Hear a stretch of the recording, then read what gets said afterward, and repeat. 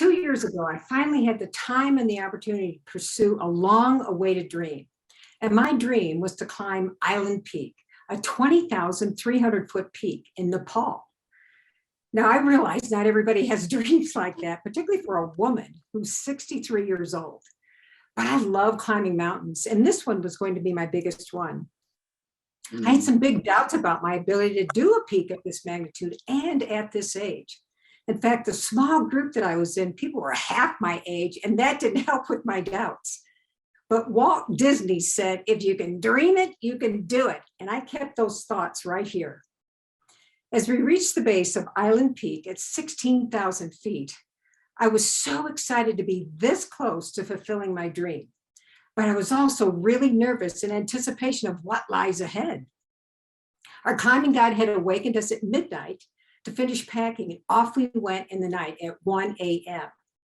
It was cold, really steep, but there was no wind, and the full moon was our guide all the way to the glacier. As I watched the 30-year-olds ahead of me, I heard myself saying, what in the world is a 63-year-old woman doing here on this mountain? I was in the rear of the line, fighting those very thoughts and taking frequent breaks. I felt pressure to keep up with their pace.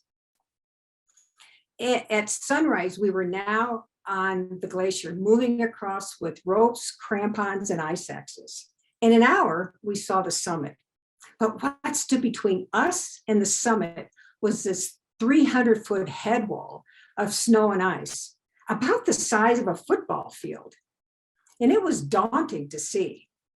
Now, hiking across a football field at sea level doesn't take very long, but climbing an icy football field vertically with half the oxygen available at 20,000 feet is grueling. It took every ounce of will and strength for me to ascend that wall using ropes, crampons, and ice axes. And the Jumars that we use, you slide up, lock in place, step up, rest, and breathe. And that slow, methodical process continued for the next 3 hours. At 9:06 a.m., I stood on the summit of Island Peak. The pain, the struggle, the psychological warfare humbled me to my core and tested the very value of my dream. The pursuit of my dream was worth every muscle and every breath. According to Oprah, to live the life of your dream is the greatest adventure you could have. Thank you.